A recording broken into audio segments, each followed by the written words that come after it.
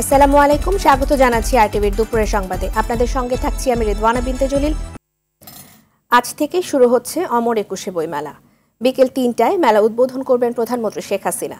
প্রায় 11.5 লাখ বর্গফুট আয়তনের মাঠে 635 প্রতিষ্ঠান অংশ নিচ্ছে বইয়ের এই উৎসবে। এবার বাংলা একাডেমি প্রাঙ্গণে 120 প্রতিষ্ঠান, 173 ইউনিট এবং সোহরাওয়ার্দী উদ্যান অংশে 515 প্রতিষ্ঠান, 764 ইউনিট বরাদ্দ পেয়েছে। বাংলা একাডেমি প্রাঙ্গণে একটি এবং সোহরাওয়ার্দী উদ্যান অংশে 36টি প্যাভিলিয়ন থাকবে। গত বছরের মতো রমনা কালী মন্দির গেটে প্রবেশের ঠিক ডান দিকে বড় পরিসরে রাখা হয়েছে শিশু চত্বর। প্রতি শুক্র এবং শনিবার মেলায় বেলা 11টা থেকে 1টা পর্যন্ত থাকবে শিশু প্রহর।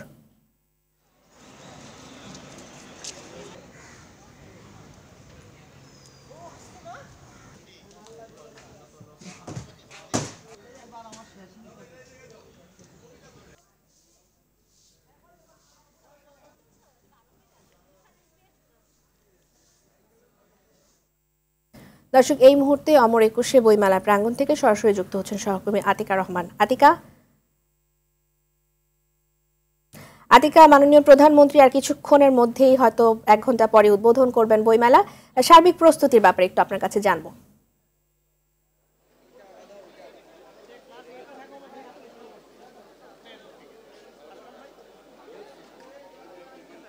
জি, শুনতে পাচ্ছি। প্রস্তুতির ব্যাপারে একটু জানতে চাই।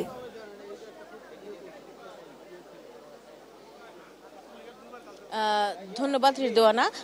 বিকাল ৩টার সময় প্রধানমন্ত্রী শেখ হাসিনা অমর একুশে গ্রন্থমেলার উদ্বোধন করবেন এবং যেহেতু আর বেশি সময় নেই, এই জন্য বাংলা একাডেমির পক্ষ থেকে সব ধরনের প্রস্তুতি চূড়ান্ত করা হয়েছে। মঞ্চ তৈরি থেকে শুরু করে যারা আমন্ত্রিত অতিথি রয়েছে তারাও কিন্তু চলে এসেছেন এবং মানে প্রধানমন্ত্রীর আগমনের আগেই আসন নিরাপত্তা নিশ্চিতের জন্য সব অতিথিরাও কিন্তু ইতিমধ্যে চলে এসেছেন। আপনারা দেখতে পাচ্ছেন যে সামনের সারির যারা দর্শক রয়েছেন তারা ইতিমধ্যে চলে এসেছেন এবং পেছনে যারা লেখক রয়েছেন, বুদ্ধিজীবী রয়েছেন, সংস্কৃতি কর্মী যারা রয়েছেন, বিশিষ্ট সংস্কৃতি ব্যক্তিত্ব যারা রয়েছেন তারা ইতিমধ্যে চলে এসেছেন এবং বিভিন্ন কথা সাহিত্যিক যারা রয়েছেন, কবি সাহিত্যিক থেকে শুরু করে বাংলা একাডেমির সংশ্লিষ্ট এবং এই লেখালেখির জগতের সঙ্গে যারা সংশ্লিষ্ট তারা কিন্তু সবাই এসেছেন। একই সঙ্গে প্রকাশক যারা রয়েছেন তারাও এসেছেন এই বইমেলার উদ্বোধনী অনুষ্ঠানে যোগ দিতে। উদ্বোধন অনুষ্ঠান আলোচনা সভার পরে প্রধানমন্ত্রী এটি উদ্বোধন করবেন এবং মেলা স্টলগুলো ঘুরে দেখবেন। সেই সঙ্গে কিন্তু এরপর থেকে প্রধানমন্ত্রী চলে যাওয়ার পরে আনুষ্ঠানিকভাবে বইমেলার উদ্বোধন হবে এবং পাঠকদের জন্য বইমেলাটি খুলে দেওয়া হবে এবং সর্বসাধারণ তখন বইমেলায় প্রবেশ করতে পারবে। আরেকটি বিষয় জানিয়ে রাখি, এবার আসলে বাংলা একাডেমি এবং সোহরাওয়ার্দী উদ্যানে যে মেলাটি হচ্ছে সেটির আসলে বেশ বর্ধিত করা হয়েছে, বেশ অংশটুকু বাড়ানো হয়েছে এবং শিশু কর্নার যেটি রয়েছে শিশু চত্বর সেটির পরিধিও বাড়ানো হয়েছে। যেহেতু ব্যাপক পরিমাণ শিশু কিশোরের সমাগম হয় সে কারণে শিশু কিশোরদের যে জায়গাটি রয়েছে সেটিও বেশ বাড়ানো হয়েছে এবং প্রতিদিন বিকাল ৩টা থেকে রাত 9টা পর্যন্ত বইমেলা চলবে এবং শুক্র এবং শনিবার দিনের বেলাতেও বইমেলা চলবে। বাংলা একাডেমির পক্ষ থেকে জানানো হয়েছে আসলে বাংলা একাডেমির যে সাহিত্য চর্চার সঙ্গে যারা জড়িত রয়েছেন, লেখক প্রকাশক সহ রয়েছেন, তাদেরকেও তারা বলেছেন আসলে মানসম্পন্ন লেখার দিকে সবাইকে ঝোঁকার জন্য এবং মনোযোগ দেওয়ার জন্য আহ্বান জানিয়েছেন এবং প্রধানমন্ত্রীর তরফ থেকে কিন্তু এর আগে সৃজনশীল লেখকদের যাতে প্রণোদনা দেওয়া হয় এবং মানসম্পন্ন লেখার প্রতি যারা আগ্রহী হয় এবং প্রকাশন এবং গবেষণার প্রতি যাতে সবাই আগ্রহ হয় সে বিষয়ে কিন্তু নির্দেশনা দেওয়া হয়েছে। এছাড়া কিন্তু বাংলা একাডেমি বইমেলা ছাড়াও সারা বছর লেখক প্রকাশকদের নিয়ে নানা রকম সভা সেমিনার করে, যারই আসলে প্রতিফলন এবং বিভিন্ন গবেষণার যে সহযোগিতাগুলো তারা করে তার থেকে কিন্তু একটি প্রতিফলন বইমেলা আমরা দেখে থাকি এবং অমর একুশে গ্রন্থমেলা লেখক পাঠক এবং প্রকাশকের প্রাণের মেলা। এই প্রাণের মেলাটি আসলে জমে উঠবে আর কিছুক্ষণ পরে প্রধানমন্ত্রী উদ্বোধনের পর এবং 1 মাস ব্যাপী এই বইমেলা চলবে। বিশেষ করে নবীন যারা পাঠক রয়েছেন, বিভিন্ন শ্রেণী পেশার মানুষ যারা রয়েছেন, যারা লেখালেখির সঙ্গে যুক্ত রয়েছেন, কবি সাহিত্যিক থেকে শুরু করে প্রকাশকরা সবাই কিন্তু এই 1টি মাসের জন্য অপেক্ষা করেন কবে বইমেলা আসবে এবং এখানে নতুন বইয়ের সন্ধানে তারা আসবেন, পুরনো বই খুঁজবে এবং মানসম্পন্ন বই তারা পড়বে।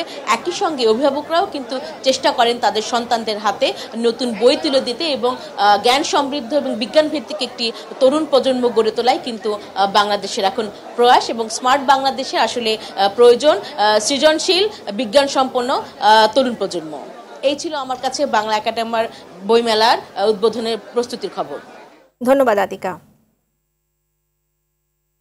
শুরু হলো মহান ভাষা আন্দোলনের মাস ফেব্রুয়ারি।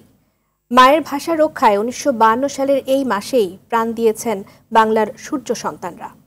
ভাষা শহীদদের এই আত্মত্যাগই পরবর্তীতে মুক্তিযুদ্ধের প্রেরণা জুগিয়েছিল জাতিকে। কিন্তু যে ত্যাগের বিনিময়ে অর্জিত হয় মায়ের ভাষা, 7 দশকেরও বেশি সময়ে আমরা কি পেরেছি এর সঠিক মর্যাদা দিতে? এখনও কি চালু হয়েছে সর্বস্তরে বাংলা ভাষা? ভাষাবিদরা এ ব্যাপারে বলছেন যে এখনও রক্ষা পাচ্ছে না ভাষার সঠিক প্রয়োগ। ভাষার মাসের শুরুর দিনটির কথা জানাচ্ছেন সাদিয়া কানিস।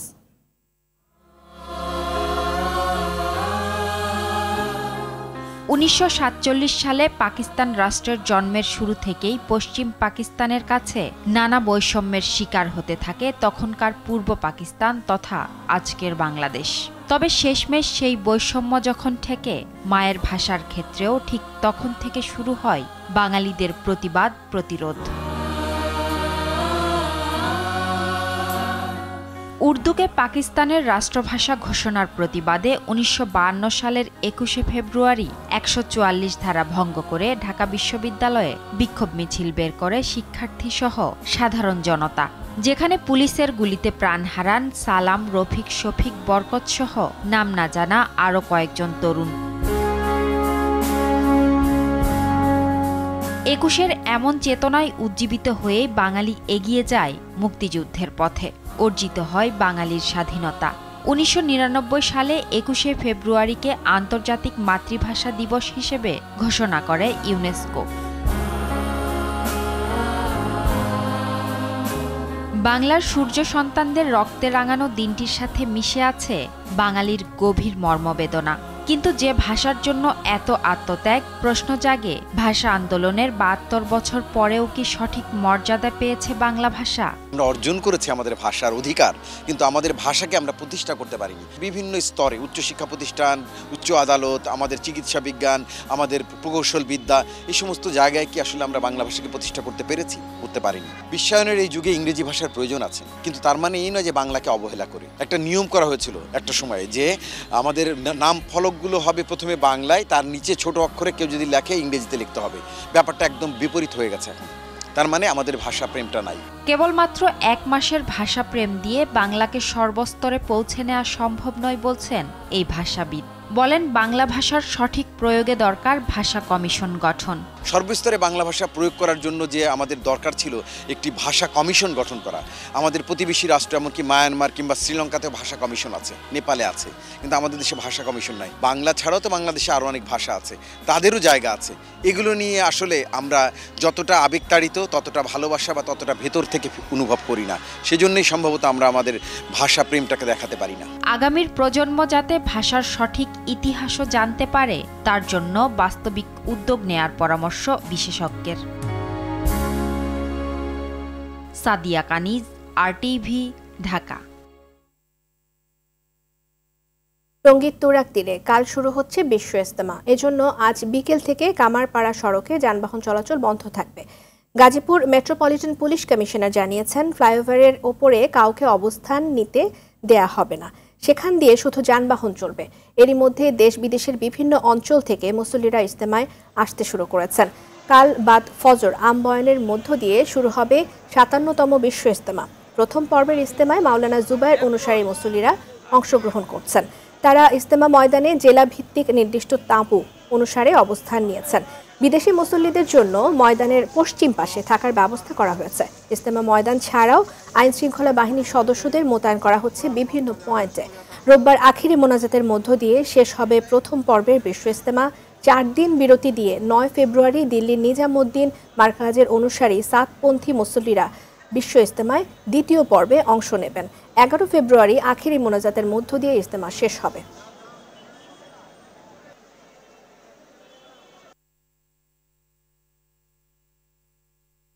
এই 41 বছরের ভিতরে যতবার যত ত্রুটি যেখানে যেখানে হয়েছে সেগুলোকে খুঁজে বের করে সেগুলোকে সমাধান করেই আবার নতুন আঙ্গিকে আমাদের এবার শুরু হচ্ছে। কাজ করতে গেলে মানুষের ভুল হতে পারে, এমন যদি কিছু হয় তাহলে সেটা পরবর্তী যাতে না হয় তার জন্য আমরা প্রস্তুতি নেব।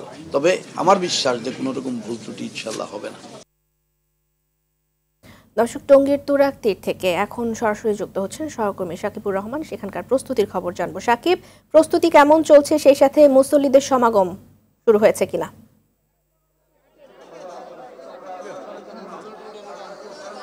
রিদওয়ানা, আসলে প্রস্তুতি সব ধরনের নেওয়া শেষ, এখন কেবল আনুষ্ঠানিকতা, অর্থাৎ আগামীকাল সকালবেলা ফজরের নামাজের পর আম বয়ানের মধ্য দিয়ে এবারের ইজতেমার আনুষ্ঠানিকতা শুরু হবে এবং রবিবার যেটির আখেরি মোনাজাতের মাধ্যমে শেষ হবে। আপনি ঠিক মানুষের ঢল দেখলে বুঝতে পারবেন কি ধরনের মানুষ, কত মানুষ এখানে এসেছেন। তারা ধারণা করছেন, যারা আয়োজক রয়েছেন, 50 লাখ মানুষের সমাগম হবে এবারের ইজতেমার প্রথম পর্বে এবং আইন শৃঙ্খলা বাহিনী, জেলা প্রশাসক সব ধরনের ব্যবস্থা তারা শেষ করেছেন যেন মুসল্লিদের কোনো ধরনের কষ্ট না হয়।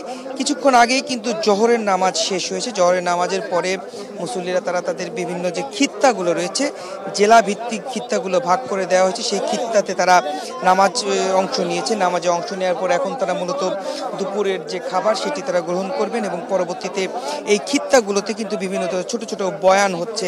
তারা যারা যেখান থেকে বিভিন্ন গ্রুপ ধরে এসেছেন, বিভিন্ন হুজুরের সঙ্গে এসেছেন, সেই খিত্তাগুলোতে ছোট ছোট বয়ান চলছে এবং নামাজের সময় তারা নামাজ আদায় করছেন। যেহেতু আগামীকাল থেকে মূল আনুষ্ঠানিকতা শুরু হবে, যার ফলে কিন্তু এই ছোট ছোট আয়োজনগুলো তারা এখন করছেন।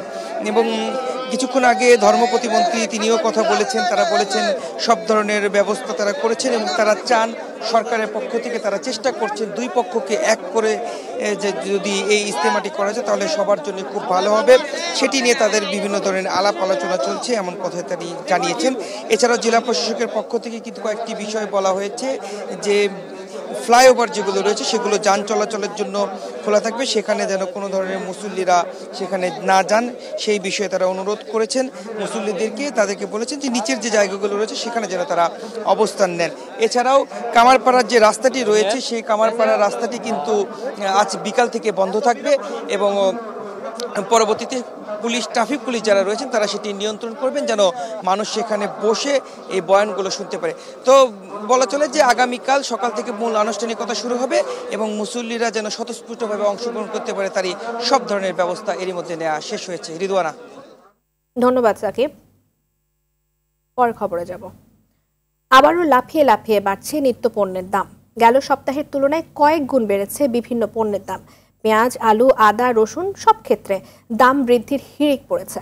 ব্যবসায়ীরা কারসাজি করে বাজারকে অস্থির করে তুলেছে বলে অভিযোগ ক্রেতাদের। এদিকে রাজধানীর কাঁঠালবাগানে খাদ্য অধিদপ্তরের অভিযান শেষে খাদ্য নির্বাহী ম্যাজিস্ট্রেট মোহাম্মদ মশিউর রহমান খান বলেন, চালের দাম কিছুটা নিয়ন্ত্রণে আসলেও তা সন্তোষজনক নয়। দুপুরে পণ্যের দাম নিয়ন্ত্রণে ঝিনাইদহে ব্যবসায়ীদের সঙ্গে বৈঠকে বসেছেন খাদ্যমন্ত্রী সাধন চন্দ্র মজুমদার। এদিকে নওগাঁয় অবৈধভাবে ধান মজুত করায় 2 চাল কল মালিককে 1,60,000 টাকা জরিমানা করেছে ভ্রাম্যমাণ আদালত। বুধবার সন্ধ্যা থেকে রাত পর্যন্ত সদর উপজেলার হাঁপানিয়ায় এই অভিযান চালানো হয়। অন্যদিকে দিনাজপুরের হিলিতে কমতে শুরু করেছে দেশি আলু এবং পেঁয়াজের দাম। দেশি আলু 2 টাকা কমে 28 টাকা এবং পেঁয়াজ 68 টাকা কেজিতে বিক্রি হচ্ছে। আবার ফরিদপুর যেটা ওইটা আপনি 84-86 টাকা কেজি, আর কয়েকদিন আগে দাম একটু কম ছিল। গত সপ্তাহে 400 টাকা পাল্লা ছিল পেঁয়াজ, আজকে 410 টাকা 20 টাকা পাল্লা, একটু বেড়েছে। সীমিত আয়ের লোক বা হিসাবের মাস যায় তাদের জন্য তো অনেক কষ্ট করে এই বাজারটা। আমরা যখন মনিটরিং শুরু করেছিলাম চালের বাজার, তো সেই তুলনায় হচ্ছে চালের দাম এখন অনেকটাই কমেছে, কিন্তু যতটুকু কমেছে সেটাকে আমরা এখনো গ্রহণযোগ্য বলতে পারছি না। ব্যবসায়ীদের সঙ্গে খাদ্যমন্ত্রীর বৈঠকের বিষয়ে জানাতে ঝিনাইদহ থেকে সরাসরি যুক্ত হচ্ছেন সহকর্মী শিপলু জামান। শিপলু, বৈঠক এখন কোন পর্যায়ে আছে, সেই সাথে কোনো ধরনের সিদ্ধান্তে এসেছে কিনা জানবো আপনার কাছ থেকে।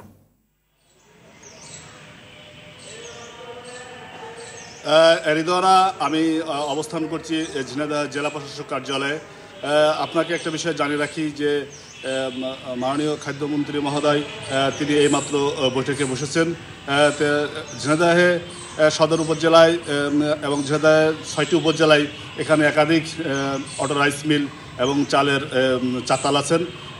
চালের বাজার স্বাভাবিক রাখার জন্য মন্ত্রী মহোদয় এখানকার ব্যবসায়ী সংগঠন, মিল চাতাল মালিক এবং তাদেরকে নিয়ে চেম্বার অফ কমার্সের ব্যবসায়ীদের নিয়ে, সাধারণ চাল ব্যবসায়ীদের নিয়ে তিনি মিটিং করছেন। তবে আমি সকালবেলা কথা বলেছি ঝিনাইদহ জেলা প্রশাসকের সাথে, তিনি আমাকে জানিয়েছেন যে চালের বাজার ঝিনাইদহ কিছুটা নিয়ন্ত্রণে কারণে আছে। তবে সকালবেলা বাজার ঘুরে আমি দেখতে পেরেছি যে ঝিনাইদহে বাসমতি চাল ৭৪ টাকা কেজি দরে বিক্রি হচ্ছেন। তাছাড়া কাজললতা ৬০ টাকা কেজি দরে বিক্রি হচ্ছেন এবং গুটি স্বর্ণা যেটা সর্বনিম্ন চাউল সেটা ৪৮ টাকা থেকে ৫০ টাকা কেজি দরে বিক্রি হচ্ছে বলে আমরা জানতে পেরেছি। তবে কেউ যে আমি সকালে এইমাত্র কথা বললাম ঝিনাইদহ জেলা প্রশাসক এস.এম. রফিকুল ইসলাম, তিনি আমাকে বলেছেন যে কোনো ব্যবসায়ী যাতে চাল মজুত করতে না পারে, কোনো অসাধু ব্যবসায়ী যাতে চাল ধরে রাখতে না পারে, সে কারণে মন্ত্রী মহোদয় তিনি ব্যবসায়ীদের নিয়ে তিনি মিটিং করছেন এবং মিটিং শেষে তিনি আমাদেরকে সাংবাদিকদেরকে তিনি ব্রিফিং করবেন বলে তিনি আমাদের জানিয়েছেন। এটাই ছিল আমার কাছে জেলা প্রশাসক কার্যালয় থেকে মন্ত্রী মহোদয় বৈঠকের সর্বশেষ সংবাদ। রিদওয়ানা, ধন্যবাদ শিপ্র আপনাকে। এদিকে অস্বাভাবিক আমদানি শুল্কে ভোক্তার নাগালের বাইরে খেজুরের বাজার। বছরের ব্যবধানে দাম বেড়েছে প্রায় দ্বিগুণ। মধ্যবিত্তের ২০০ টাকার দাবাস খেজুর বিক্রি হচ্ছে ৪০০ টাকায়, আর উচ্চবিত্তের মাবরুম খেজুরের দাম ৫০০ টাকা বেড়ে বিক্রি হচ্ছে ১,৪০০ টাকা। আমদানিকারকদের দাবি, গত বছর প্রতি কন্টেইনার খেজুর আমদানি শুল্ক ছিল প্রায় ৪ লাখ টাকা, সেটি এখন বেড়ে গুনতে হচ্ছে ৬০ লাখ টাকা পর্যন্ত। সাথে এলসি খুলতে ডলার সংকট তো রয়েছেই। বিস্তারিত সেলিম মালিকের রিপোর্টে। রোজা ইফতারের অতি প্রয়োজনীয় খাদ্য খেজুর, কিন্তু এবার খেজুর কিনতে কয়েকবার ভাবতে হবে ভোক্তাদের, কারণ পুষ্টিকর ও সুস্বাদু এই খাবারটির দাম এখন আকাশ ছোঁয়া। রাজধানীর খুচরা বাজারে ফরিদা, খালাস, বরই, সায়ের ও নাগাল জাতের খেজুরের দাম বেড়েছে প্রায় দ্বিগুণ। এছাড়া মেরজুল, মাবরুম, আম্বার, আজোয়া ও মোরেম খেজুরের দামও বেড়েছে অস্বাভাবিক হারে। ওই জিয়াদি বেচি ১৫০ টাকা, এবার বেশি ২২০ টাকা, ২০০ টাকা। এ দাপাস বেচছি ২৫০ টাকা, এই দাপাস এখন বেশি ৪৫০ টাকা। সুগে খেজুর বেচতে আমাকে ৪৫০ টাকা, সুগে খেজুর ৬০০ টাকা। যে জায়গা ২ কেজি কিন্তু সেই জায়গায় এখন ১ কেজি কিনে, যারা 1 কেজি কিন্তু তারা এখন আধা কেজি কিনে। গত বছর ১০০ টাকার খেজুর আমদানি করলে শুল্ক দিতে হতো ১০ টাকা। চলতি অর্থ বছরে সেই শুল্কের হার বেড়ে হয়েছে ২৫ টাকা। এছাড়া ৩% নিয়ন্ত্রণমূলক শুল্ক, ১৫% ভ্যাট, ৫% অগ্রিম আয়করের পাশাপাশি ৫% অগ্রিম কর দিতে হচ্ছে। পুঁজি না উঠলে তো আপনার ব্যবসা করে লস। অনেকে মাল পড়ে রয়েছে, ছাড়ায় না। কোনো ডিউটি সরকার একটু কমাবে। যে পরিমাণ খেজুর দরকার তার অনুযায়ী বলতে পারেন 10 থেকে 15% আছে, আর বেশি এখনো খেজুর আসে নাই, আমরাও পাইনি। এর সত্যতাও রয়েছে। রমজানের জন্য প্রতি বছর খেজুর আমদানি করতেন রাজধানীর বাদামতলের মাইনুদ্দিন মিয়া। বছরের এই সময়টায় তার দোকানে ভরপুর আমদানি করা খেজুর থাকলেও এবার দোকান প্রায় শূন্য। আগে হচ্ছিল ১ কন্টেনার আমরা ডিউটি দিতাম ৩,৬০,০০০ টাকা, আর এখন ওই কন্টেনারের বিল আসছিল প্রায় ৬৪ লাখ টাকা। গত বছর আমি ১৬ কন্টেনার মাল আনছি, এবছর ১ টন। গত বছর এই সিজনে প্রায় ২ কোটি টাকার খেজুর আমার ঘরে ছিল। খাজুর সারা দিন ধরে আমি ২০,০০০, ৩০,০০০ টাকা বিক্রি করি। বাজার বিশ্লেষকরা বলছেন, ভোক্তার নাগালে খেজুর আনতে শুল্ক কমানোর বিকল্প নেই। এই সময়ের যারা ইম্পোর্ট করছেন তাদের কি পরিমাণ শুল্ক পরিশোধ হবে তার উপরে নির্ভর করবে রমজানে খেজুরের বাজার দর। এদিকে সাধারণ ভোক্তাদের জন্য খেজুর কেনা প্রায় দুঃসাধ্য হলেও তালিকাভুক্ত নিম্ন আয়ের মানুষের জন্য কম দামে খেজুর বিক্রি করবে টিসিবি। আমরা শুধু ঢাকা সিটির ভোক্তাদেরকে এটা দেব। যদি আমাদের এর চেয়ে বেশি সংখ্যক আনার প্রয়োজন মানে ব্যবস্থা সংকলন করতে পারি তাহলে হয়তো অন্যান্য মহানগরীতে। সেলিম মালিক, আরটিভি, ঢাকা।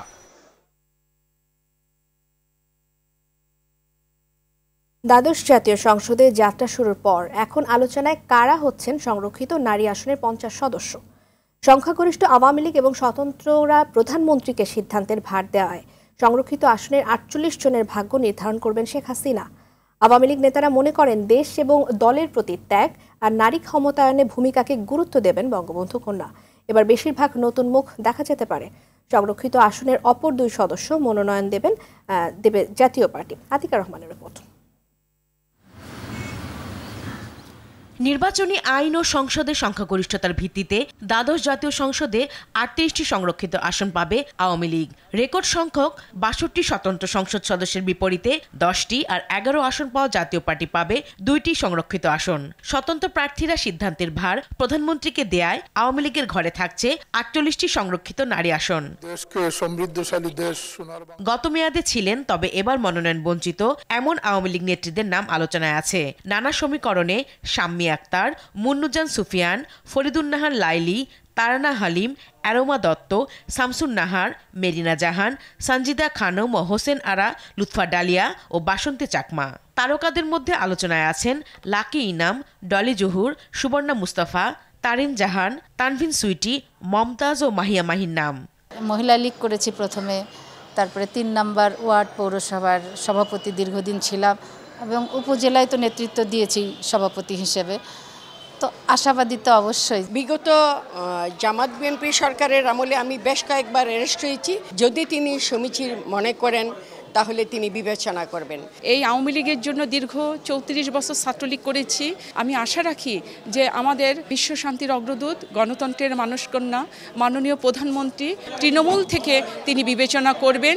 আওয়ামী লীগ নেতারা মনে করেন সংরক্ষিত আসনের প্রার্থী নির্বাচনে দেশের প্রতি অবদান, দলীয় অনুগত্য, নতুন পুরাতন বিভিন্ন শ্রেণী পেশার সমন্বয়ের দিকগুলো প্রাধান্য পাবে। যারা দলের জন্য আন্দোলন সংগ্রামে যারা বলিষ্ঠ ভূমিকা পালন করেছে, কারা নির্যাতিত হয়েছে, এদের মধ্য থেকেই তো বেছে নেওয়া হবে। বিভিন্ন ক্ষেত্রে সামাজিক অবদান রেখেছে, সাংস্কৃতিক অঙ্গনের যারা সম্পৃক্ত, এদের মাঝ থেকেও তো বেছে নেওয়া হয়। যারা নারী জাগরণে, নারীর ক্ষমতায়নে যারা ভূমিকা রাখতে পারে, তাদের প্রতি সবসময় গুরুত্ব দেওয়া হয়। জাতীয় পার্টি শরীফা কাদের ও সালমা ইসলামের মনোনয়ন অনেকটাই চূড়ান্ত বলে জানা গেছে। আমরা পাবো মাত্র ওই হিসেবে 2 জন। শিডিউল ডিক্লেয়ার হবে, তখন আমরা দলীয়ভাবে বসে আমরা সিদ্ধান্ত নিব যে কাকে দেওয়া যায়। সংরক্ষিত নারী আসনে 14 দল নেতা রাশেদ খান মেনন, হাসানুল হক ইনু ও আনোয়ার হোসেন মঞ্জুশ্রীর নামও শোনা যাচ্ছে। আতিকা রহমান, RTV, ঢাকা। ঝিনাইদহ 1 আসনের নৌকার প্রতীক নিয়ে বিজয়ী মোহাম্মদ আব্দুল হায়ের সংসদ সদস্য পদ স্থগিত করেছেন হাইকোর্ট। দুপুরে বিচারপতি AKM আসাদুজ্জামানের একক হাইকোর্ট বেঞ্চ এ আদেশ দেন। ভোট গ্রহণ এবং ভোট গণনায় অনিয়ম ও কারচুপির অভিযোগে ঝিনাইদহ 1 আসনের MP পদের গেজেট স্থগিত চেয়ে ইলেকশন পিটিশন দায়ের করেন ওই আসনের স্বতন্ত্র প্রার্থী নজরুল ইসলাম দুলাল। গেল 7 জানুয়ারি দ্বাদশ সংসদ নির্বাচনের বেসরকারি ফলে আব্দুল হাইকে বিজয়ী ঘোষণা করেন রিটার্নিং কর্মকর্তা। ফলাফলে আব্দুল হাই পেয়েছেন 94,379 ভোট। তার নিকটতম প্রতিদ্বন্দ্বী নজরুল ইসলাম দুলাল পেয়েছেন 80,547 ভোট। উল্লেখ্য, ঝিনাইদহ 1 আসনে মোট ভোটার সংখ্যা 3,06,536 জন। এর মধ্যে পুরুষ ভোটার 1,53,577 জন এবং নারী ভোটার 1,52,759 জন। ন্যাশনাল লাইফ ইন্স্যুরেন্স আন্তর্জাতিক সংবাদ। মিয়ানমারে 2021 সালের সামরিক অভ্যুত্থানের পর থেকে জারি থাকা জরুরি অবস্থার মেয়াদ আরও 6 মাস বাড়িয়েছে সামরিক শাসক। সামরিক বাহিনী পরিচালিত সংবাদ মাধ্যম মায়াবতীর টেলিগ্রাম চ্যানেলে এ তথ্য নিশ্চিত করা হয়েছে। দেশের অভ্যন্তরে রক্তক্ষয়ী গণতন্ত্রপন্থী বিদ্রোহী তৎপরতা মোকাবেলার কঠিন চ্যালেঞ্জের মুখে থাকা জান্তা সরকারের শাসন ক্ষমতা পরীক্ষার মুখে পড়ার এই সময়ে এমন পদক্ষেপ নেওয়া হয়। মিয়ানমারের সামরিক অভ্যুত্থানের পর থেকে দেশটিতে সংঘাত সাম্প্রতিক সময়ে অনেক বেড়েছে। জাতিসংঘের তথ্য মতে মিয়ানমারের অভ্যন্তরে লড়াই সংঘাতে প্রায় 20 লাখ মানুষ বাস্তুচ্যুত হয়েছে। আর সম্প্রতি সেখানে জাতিগত বিদ্রোহীরা গুরুত্বপূর্ণ বিভিন্ন শহর দখল করেছেন।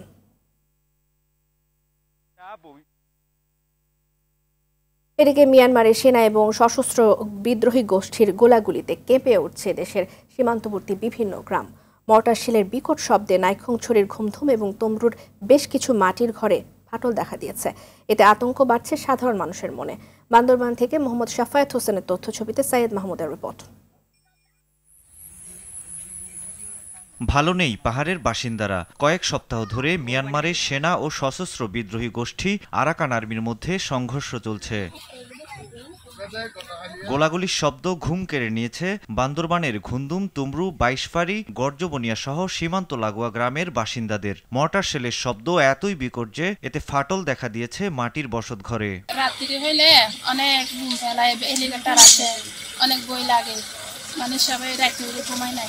স্থানীয়রা জানান জরুরি প্রয়োজন ছাড়া কেউ ঘরের বাইরে যাচ্ছে না। এদিকে সামনে SSC পরীক্ষা, তাই সন্তানদের নিয়ে দুশ্চিন্তার শেষ নেই অভিভাবকদের। আমাদের লেখাপড়ার ব্যাঘাত ঘটছে, স্কুল কলেজে যেতে বই পায়। সীমান্তের গ্রামগুলো অবশ্য নিরাপদ রাখতে প্রয়োজনীয় ব্যবস্থা গ্রহণের কথা জানিয়েছে স্থানীয় প্রশাসন। গোয়েন্দা সংস্থা plus Bangladesh police, BGB, Bangladesh সেনাবাহিনী সকলেই কিন্তু সতর্ক অবস্থায় আমরা অবস্থান করছি। সামনে এসএসসি পরীক্ষা আছে, আমরা কেন্দ্রগুলো একটু ভিজিট করে গিয়েছি যে যদি জরুরি কোনো মুহূর্তে জরুরি কোনো প্রয়োজনে কেন্দ্র স্থানান্তরের প্রয়োজনীয়তা থাকে সেক্ষেত্রে বিকল্প কেন্দ্র কি হতে পারে সেই বিষয়গুলো আমরা বিবেচনা নিয়েছি।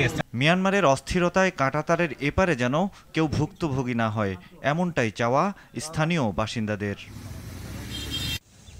সৈয়দ মাহমুদ, আরটিভি।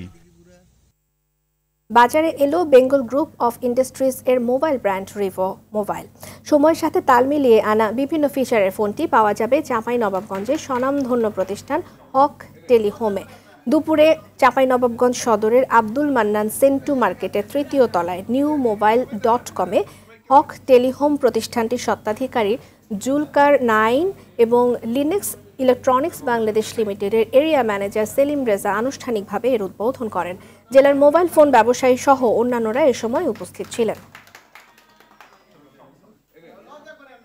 ফিলিস্তিনের গাজা উপত্যকায় ইসরায়েলি হামলায় মৃতের সংখ্যা ২৭,০০০-এর কাছে পৌঁছেছে।